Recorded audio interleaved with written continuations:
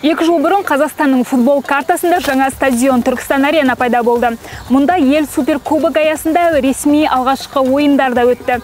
Бұл видеода біз сіздерге стадионның ішкі және сыртқы көріністерін және оның ерекшеліктері туралы айтатын боламыз.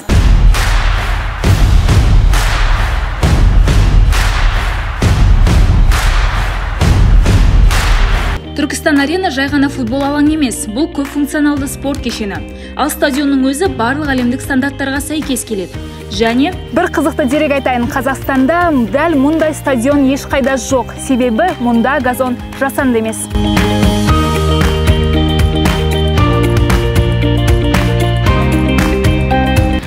Мың орындық стадион тек футбол үшін ғана емес, мұнда жеңіл атлетикамен де айналысады.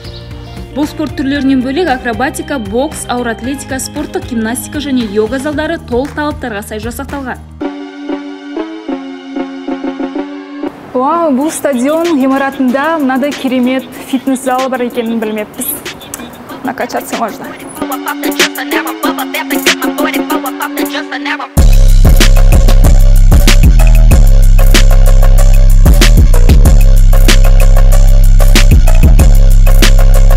Егер сіздің де қызығушылығыңыз оянса, онда өзіңіздің сүйікті Тұран футбол командасының ойыншыларымен бірге осында келіп шынықсаңыздар болады.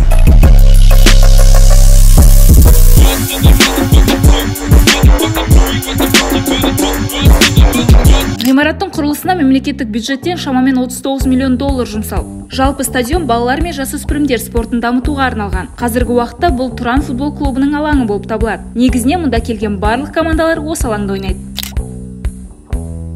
Қорытындылайтын болсақ, стадионның функциясы көп. Мұнда сіз сүйікті командаңызға жанкүйер болып қана қоймай, түрлі секцияларға қатыса аласыз.